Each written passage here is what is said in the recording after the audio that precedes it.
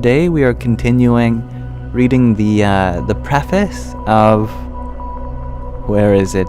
In Love at Ease. This is a book about the spiritual teachings of a highly revered saint known as Pramukh Swami Maharaj. This book was written by Yogi Trivedi, who was a close devotee or disciple of the saint. He was the most recent successor to the BAPS Swami Narayan Sanstha. His successor was Mahant Swami Maharaj, whom I had the honor of receiving blessings from over email. But let's see, where did we leave off? We left off reading a note from the author, and now we're going to be reading the preface from this book.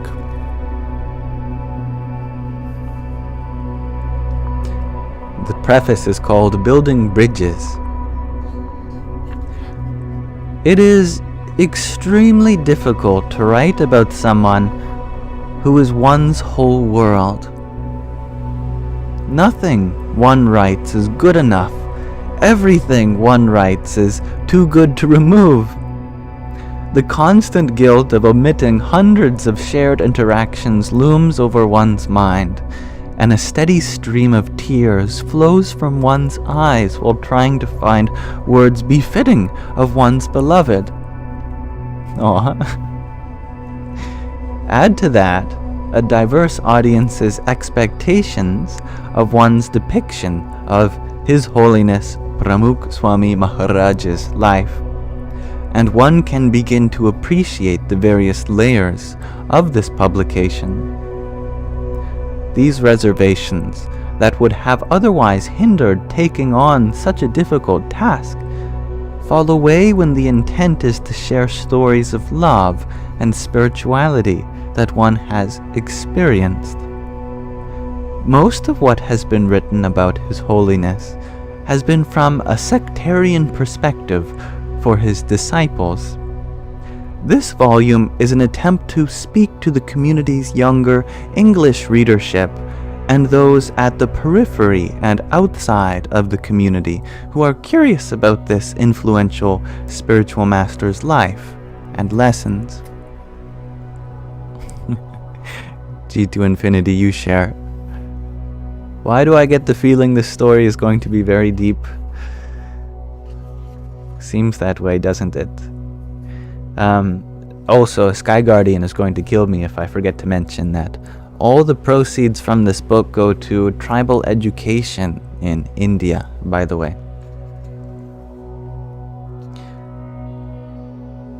I have benefited greatly from growing in the Guru's presence. One of the greatest advantages of serving in various capacities under Pramukh Swami Maharaj's auspices, traveling with him around the world, and preparing food for him with his personal attendants, was that I actually found myself being served by him or his personal attendants. Within weeks, this became my family. Acceptance without judgment, without refined ability, and without prerequisites. He also taught me the precursors to faith and religion: humanity, empathy, social skills, and ambition balanced with kindness. And hello, Billy. Some of my earliest opportunities to perform as a vocalist and to speak in front of thousands with community leaders came under his direction, his instruction about the world beyond the community, a world that was also created and inspired by the divine, conveyed the importance of learning from it, engaging with it, and weaving it together with my community. This one lesson shaped not only my professional life as a journalist and academic, but also as a spiritual aspirant and a citizen of the world. This book is an effort to articulate this core lesson from his life, to build a bridge between the different worlds through which we trek. I am often asked how I manage my different identities as a journalist, scholar of religion, and a bhakta, a devotee. An inherently difficult part of identity is to understand that it is made up of many elements based upon experiences and abilities that are either completed to perfection or left partially undone. With these half-baked abilities, one faces life's challenges with the hope that they eventually become fully baked. In the presence of Pramukh Swami Maharaj, I gained a teacher who helped to close those gaps in my talents whilst removing the distractions, and inspired me to merge these parts of my identity to become one whole person with a singular purpose. It is my identity as a bhakta, a devotee, and a disciple of Pramukh Swami Maharaj, which has encouraged me to view, process, and analyze all that I study in a fair, egalitarian, and objective manner. This journey of mine comes together in this life sketch of the Guru, in which I speak of him with utmost reverence, but from a distance that allows me to see him not just from the perspective of the BAPS Swaminarayan Hindu or Gujarati community, but from that of the world. Many within the community expect to read stories of the Guru's divinity or the experiences of the millions who, through his blessings, achieved success and avoided difficulty. Much has been written about that in other books, including my earlier book, Eternal Virtues, from 2008. This book is not that. Its aim is for the reader to feel the divine instead of it being shown to them. This book focuses on sharing interactions from the Guru's life that inspire one to find the internal stability to remain equipoised when faced with failure. In this way, the book is a telling of Pramukh Swami Maharaj's mantra for living life with hugs, humility, and humor. And welcome, Pesto, and hello, Feline. Though my interactions with His Holiness shape the form and tone of this book, it is not based solely on my experiences. I realized the greater contribution would be to bring together a community by sharing their moments. The stories presented in this book are uniquely sourced from a community of unlikely people who have felt His Holiness's divinity through written submissions, utilizing social media, and direct engagements that I have been blessed to hear or witness. Each phone call or recorded voice note sharing an interaction brought joy like a call from my Guru himself. If a story is not presented herein, it nonetheless influenced my thoughts and articulation. I am grateful for the generosity and vulnerability of all those who shared, entrusting me with their intimate moments with the Guru. Therefore, this book is not mine. It belongs to the hundreds of whose interactions with His Holiness form its foundation. With the hundreds whose interactions with His Holiness form its foundation. And that is right, isn't it? Even on the front cover, you will not see Yogi Trivedi's name.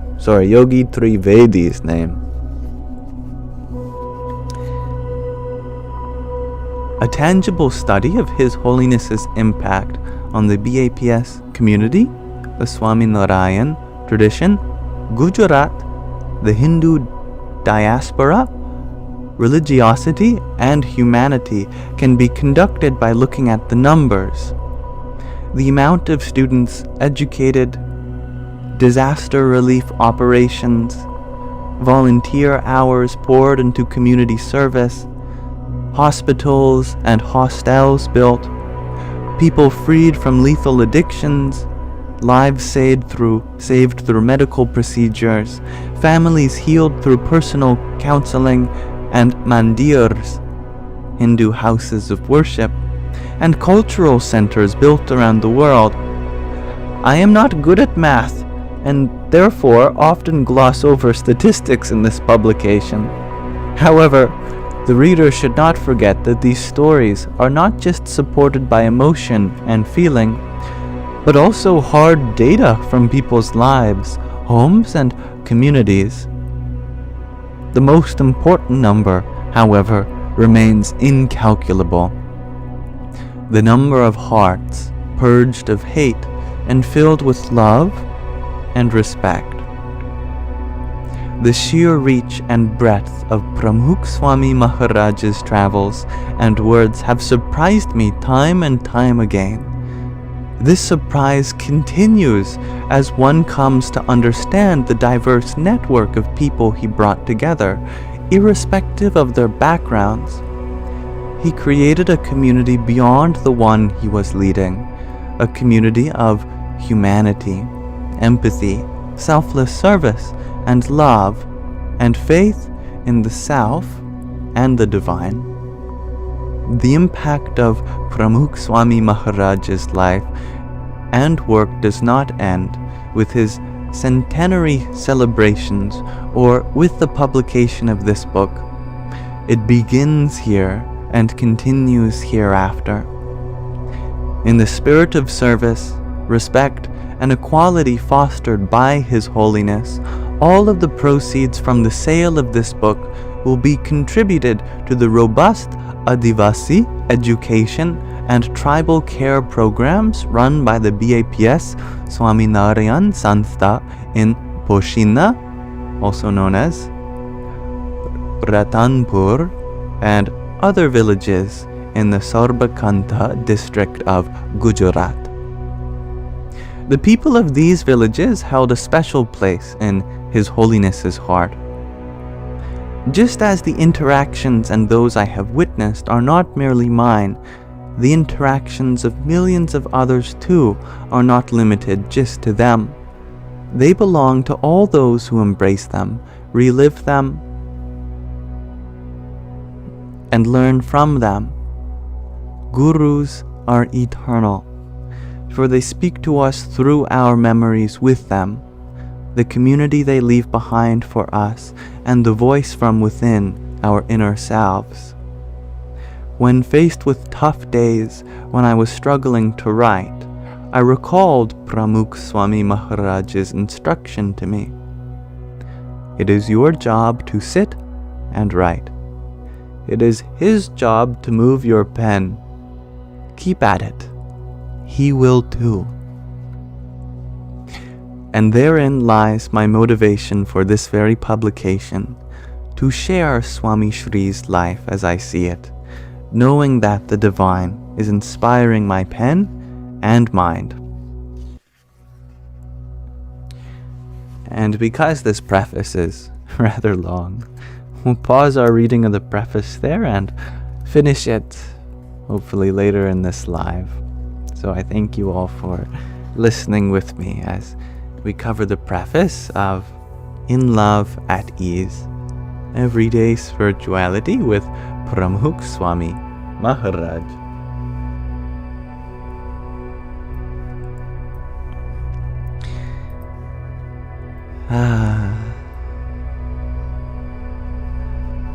Gardening Gregorji, you ask, why does Pramukh Swami have the Swami word come second? Is the former an honorific too? Yes, indeed. I am unfamiliar with what Pramukh means. Perhaps someone here may know. But it is indeed another title, I am sure.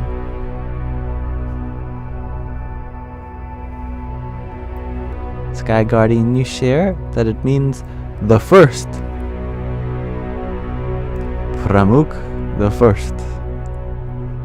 I like that. He's number one.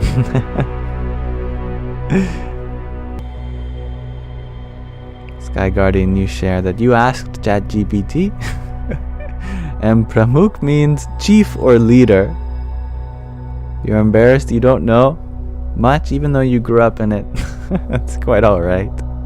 I am sure that the name means so much to you, even if you don't know its literal meaning.